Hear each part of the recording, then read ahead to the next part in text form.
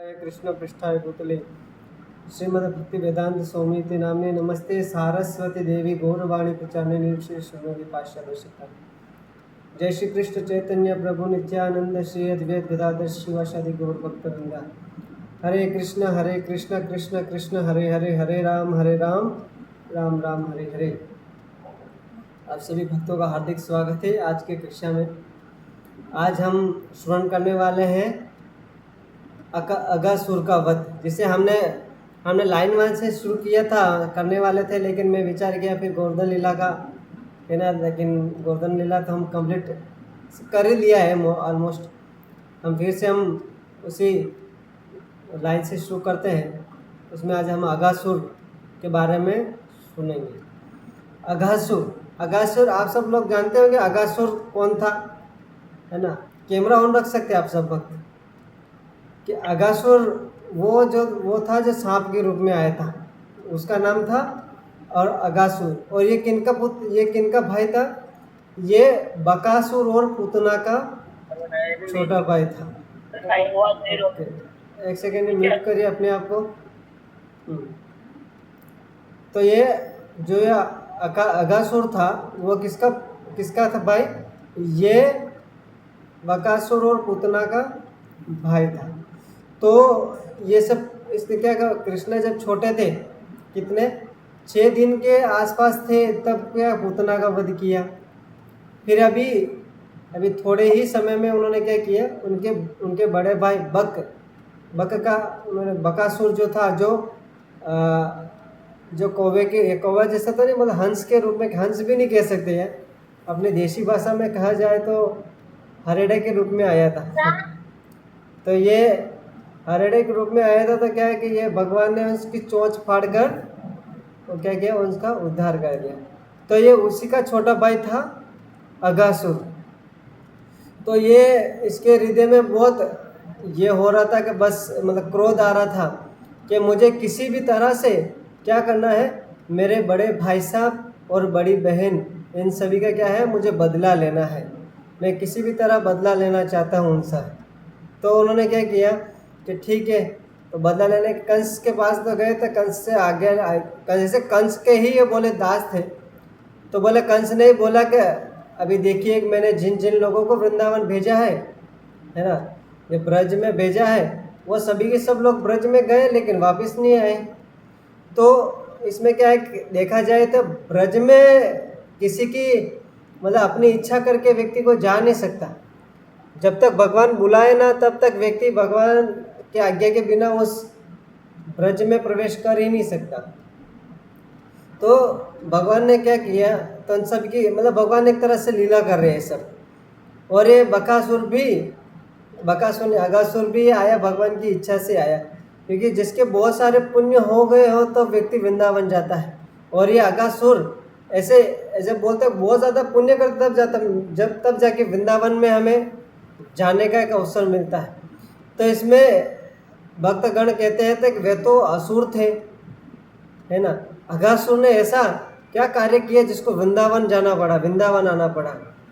तो राधा गोविंद स्वामी महाराज बताते हैं कि उसने कोई पुण्य नहीं किया था, वो सिर्फ वृंदावन गया और उसका उद्धार हो गया, भगवान ने उद्धार कर दिया।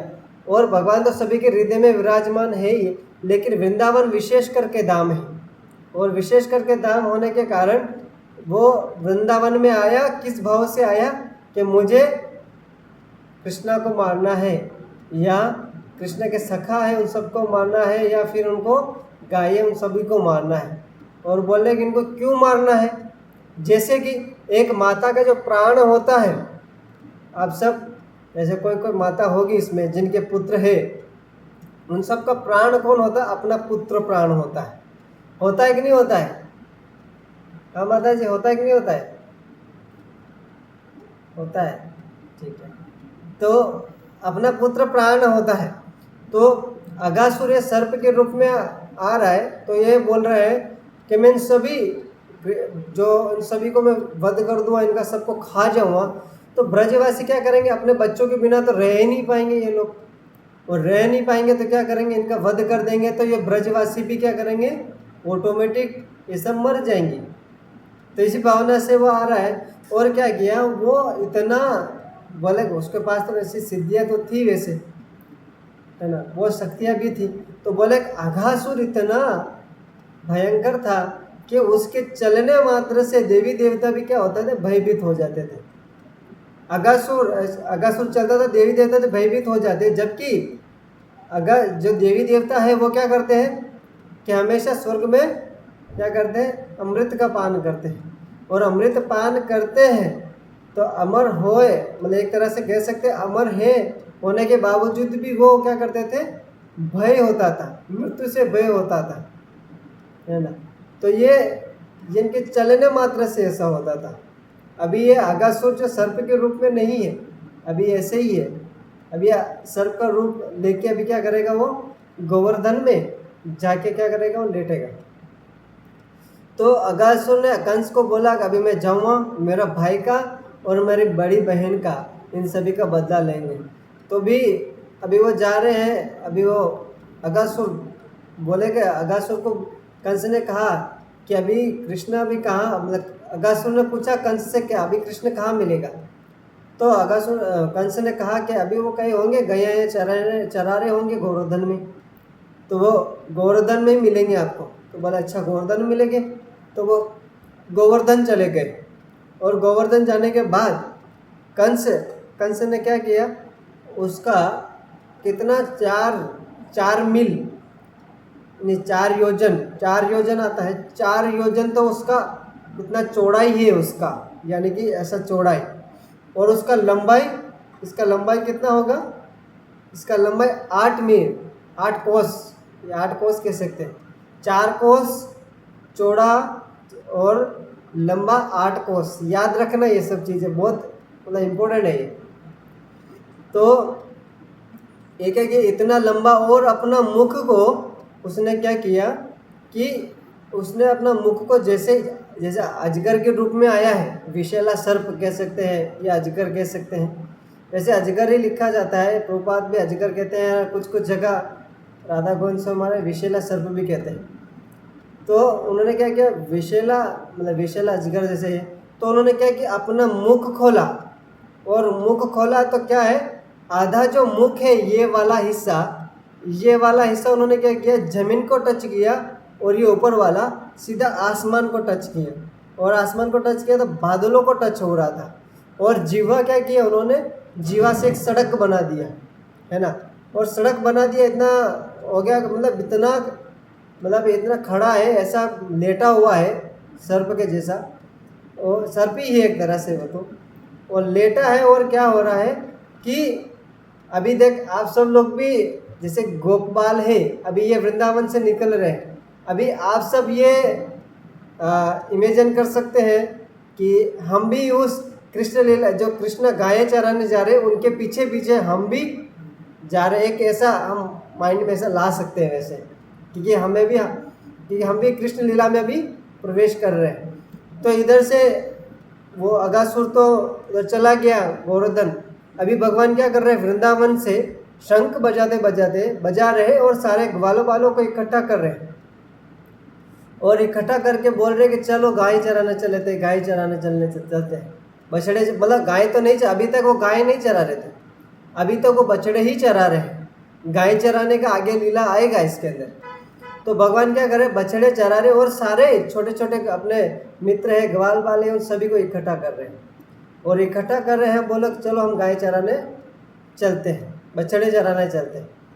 तो सभी को बुला रहे और चल रहे हैं, और सभी मस्ती में रह रहे हैं, वाग यंत्र बजाते बजाते जा रहे हैं, और अन्य प्रकार के गीते गाए जा रहे हैं, और रास्ते में अन्य सारी मस्तियाँ करते जा रहे हैं। तो आगे जाते जाते उन्होंने क्या देखा, एक पर्वत, जिसे अपन देखते हैं ना, जैसे कि अपने बचपन में कुआं होता है या ट्यूबवेल का जो बोरवेल जो होता है वो खाली पड़ा रहता है, तो प्रतिध्वनि की लीला चलता है इसके अंदर। तो मतलब ये बोलते हैं कि जैसे अपनी आवाज़ हम बोलते हैं और वापस रिपीट हमें वापस उसका आवाज़ आता है। तो भगवान ये सब बोल रहे थे, ग्वाल बाल भी बोल रहे हैं, चिल्ला एक दूसरे के नाम पुकार रहे हैं, गालियाँ निकाल रहे हैं। इसमें भी ये रूपात तो नहीं कह रहे, लेकिन राधा गोविंद स्वामी महाराज इसके अंदर कह रहे, तो वही मैं इसके अंदर दोहराने का प्रयास कर रहा हूँ। तो बोल रहे हैं कि गालियाँ निकाल रहे हैं, एक दूसरे को पुकार रहे हैं। कभी कभार क्या होता है कि व्यक्ति अपने बाप के नाम से भी पुकारता है, व्यक्ति को चिढ़ाता रहता है।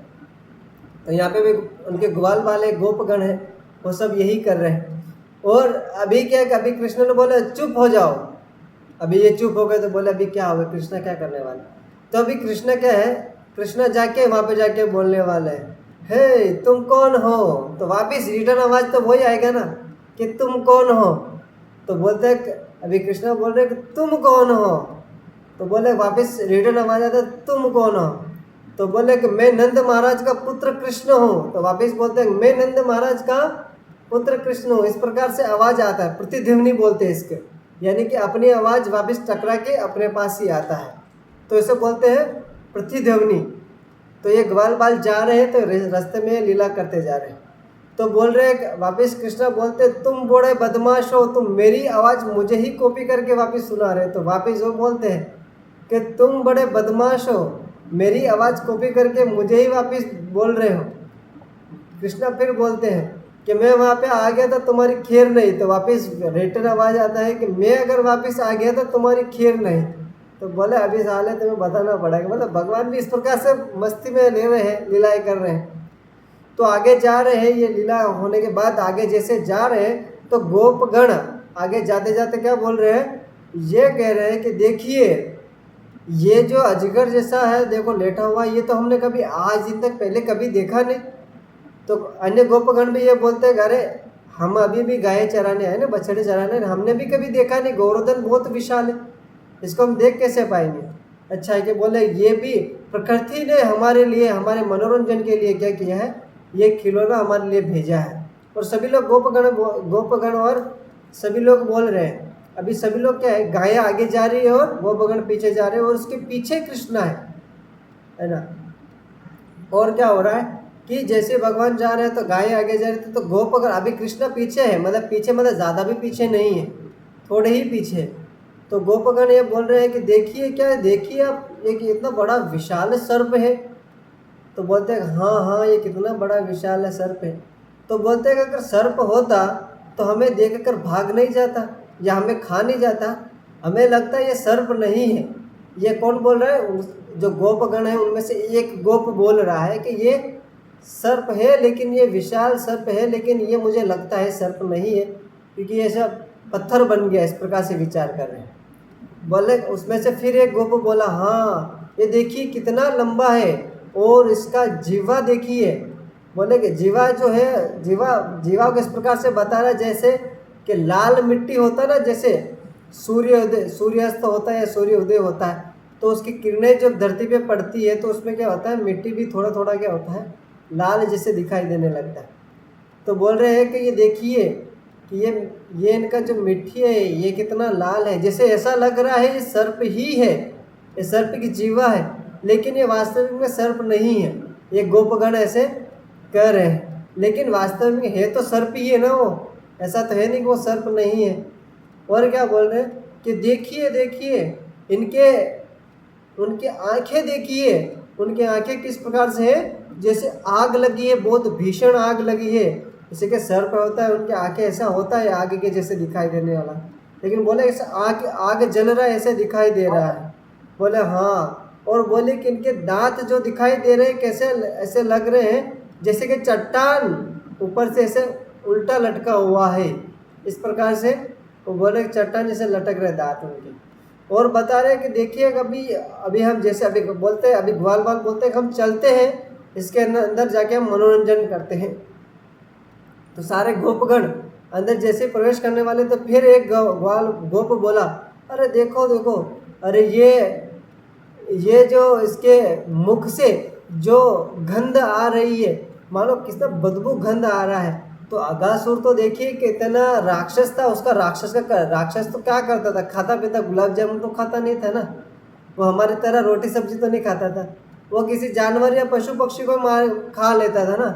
तो वो अंदर जब गया तब वो सांस जो छूट रही थी उस अगासुर की, है ना, सांस तो निकलता है ना अंदर से, तो वो सांस निकल रही थी तो उसके अंदर से गंदी गंदी बदबू आ रही थी, है ना।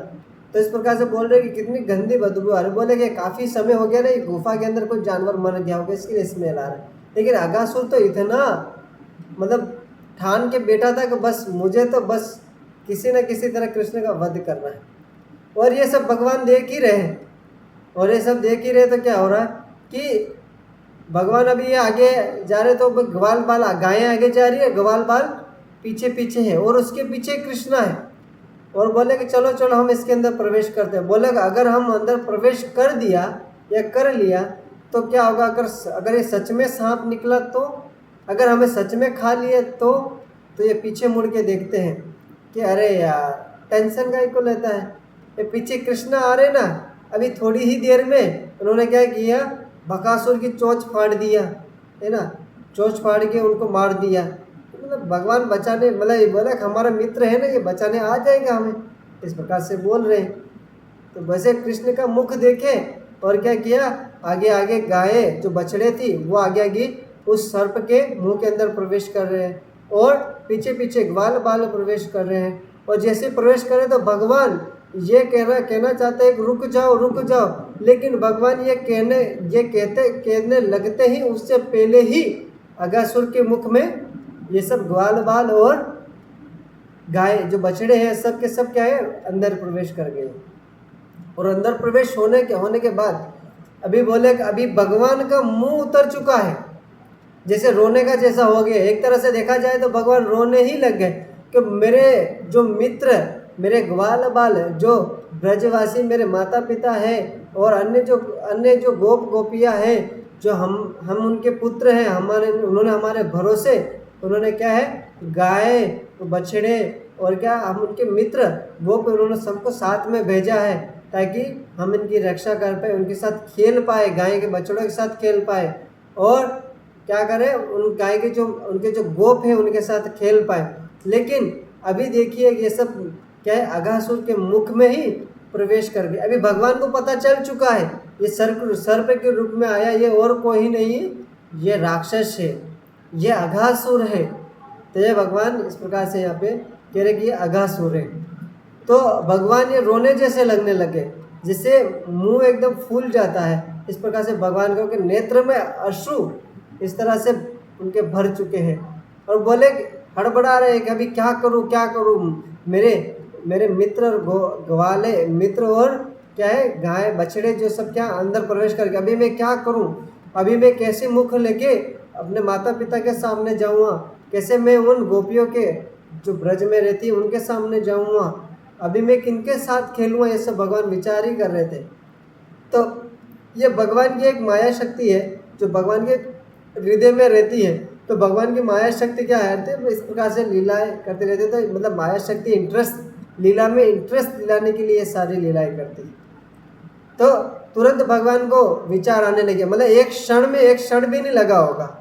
तो उन्होंने क्या किया, अगासुर विचार कर रहा है कि ग्वाल बाल और साथ साथ में ये गाय बछड़े तो हमारे मुख में प्रवेश कर ही गया, और प्रवेश करने के बाद पर कर दिया तो मतलब जो जिगर होता है उसके हृदय के अंदर या उसके पेट के अंदर इतनी ऐसी अग्नि होती है कि जिससे व्यक्ति को भस्म कर देता है। और ग्वाल बाल और गैया बछड़े को जो क्या है मुख के अंदर तो प्रवेश तो कर गए, लेकिन अभी तक क्या है, जो अगासुर ने अभी तक चिल्ले नहीं मतलब कोई भी हरकत नहीं किया या चबाया नहीं। और क्या बोल रहे हैं कि वो तो अंदर प्रवेश तो कर गया लेकिन अभी तक चबाया नहीं। लेकिन वो अगासुर तो ये विचार कर रहा था कि मेरा दुश्मन है ना, ये विष्णु का अवतार, जब तक इसका वध नहीं कर दो तब तक ग्वाल बालों का वध करने से क्या फ़ायदा।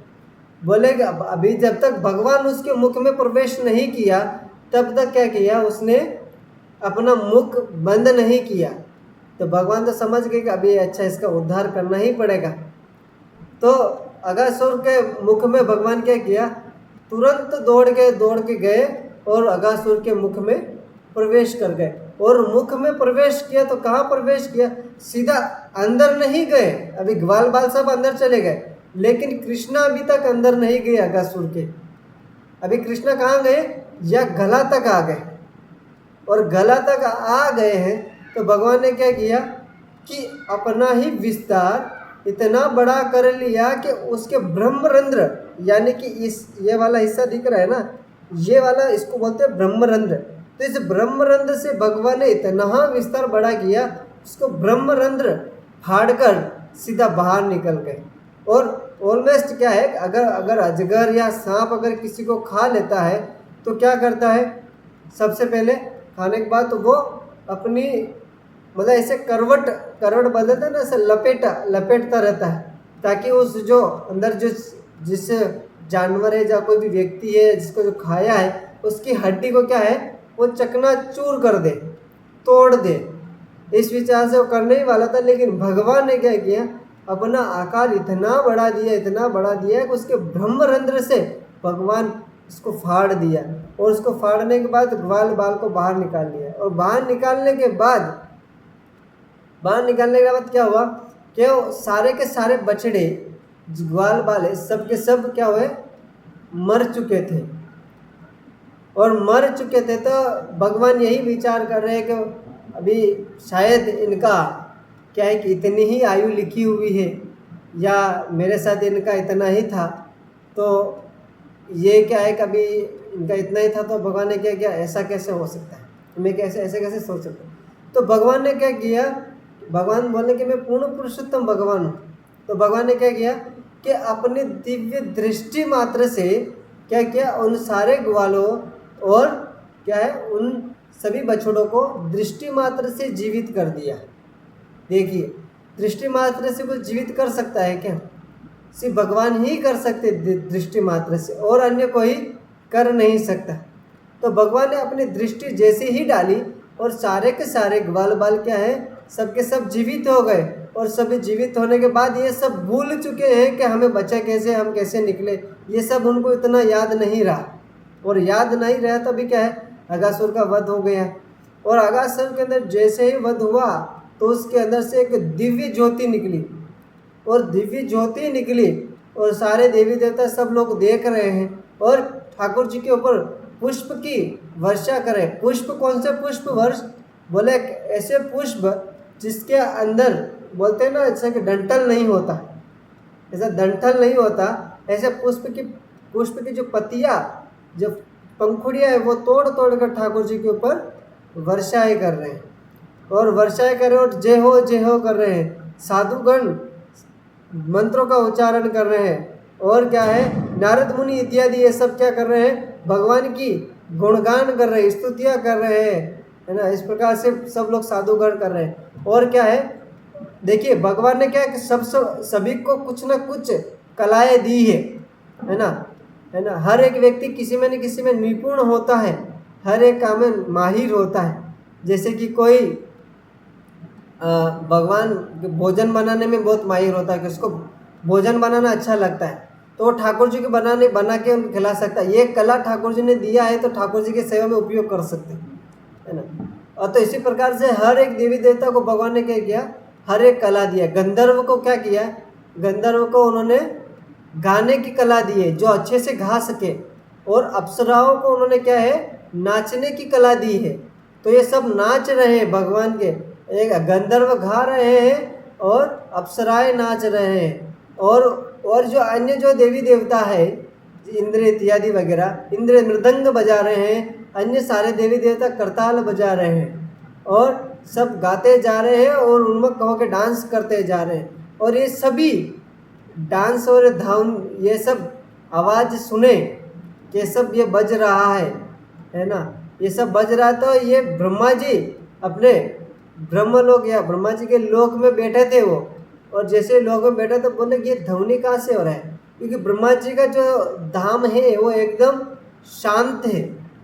और शांत होने के बाद क्या है, ब्रह्मा जी देखे कि अच्छा ये आवाज़ कहाँ से आ रहा है, आवाज़ कहाँ से आ रहा है। तो देखे, आए बाहर देखे तो ब्रह्मा जी चकित हो गए, बोले अच्छा ये मतलब पहले अभी ब्रह्मा जी भी अभी तक ये कंफर्म नहीं कर पा रहे हैं कि यही भगवान है ना। इसके आगे ब्रह्म जो बछड़े चुराने वाली है वो लीला भी हम सुनेंगे, ये इसके आगे ही आता है।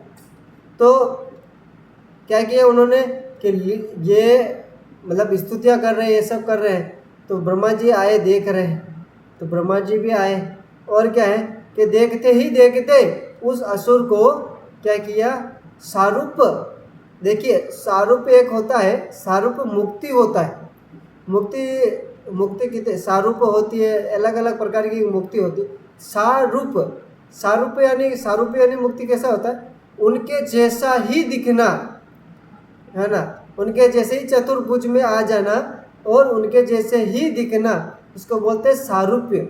सारूप्य मुक्ति मिल गई तो ब्रह्मा जी ये देख रहे, कह रहे कि ये कैसे भगवान है, ये मुक्ति भगवान के भक्तों वैष्णवों को देना चाहिए और ये असुरों को मिल रहा है।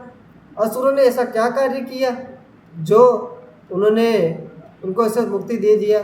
तो बोले असुरों ने भगवान के धाम वृंदावन आ गए हैं। सोचिए कि जो लोग असुर लोग जाके वृंदावन में जाके ठाकुर जी उनका उद्धार कर देते हैं, तो अभी आप 3 तारीख को जाने वाले हैं वृंदावन, तो ठाकुर जी आपका उद्धार क्यों नहीं करेंगे, है ना। तो ठाकुर जी बोल रहे कि जो भी हमारे घर में आता है, वृंदावन आता है, उसका उद्धार तो निश्चित है। तो इसीलिए जो व्यक्ति वृंदावन जाता है वो वापिस कभी भी इस भौतिक संसार में लौट कर वापिस नहीं आता है। तो बोलते हैं कि इस स्टोरी से हमें क्या सीखने को मिलता है कि जिस भाव से व्यक्ति वृंदावन जाता है, भगवान के पास जाता है, तो भगवान उसका उद्धार करते हैं। चाहे तुम मित्र भाव से जाओ, चाहे तुम भक्ति भाव से जाओ, तुम किसी भी भाव से जाओ, तुम्हारा उद्धार भगवान श्री कृष्ण करेंगे। और भगवान ने क्या किया, जैसे ही वो ज्योति बाहर निकली अगासुर की, है ना, बहुत तेज ज्योति निकली और भगवान के सीधा अंदर हृदय में समा गए। और बोले या तो फिर उन्होंने, या तो कुछ जगह ऐसा आता है कि अंदर ही समा गई है, तो कुछ ऐसा आता है कि बोले आप जाओ मेरे धाम में और वहीं पे वास करो। और क्या किया, और भगवान ने उनको अपना गोलोक वृंदावन धाम में निवास स्थान दे दिया। तो ये कथा यहीं पे समाप्त होती है। हरे कृष्णा। आप किसी कोई भक्त का प्रश्न है, कोई है, और कुछ कहने में कुछ गलती होगी तो क्षमा कर दीजिए। किसी कोई टिक्का टिप्पणी है तो, प्रश्न है तो कुछ कह सकते हैं।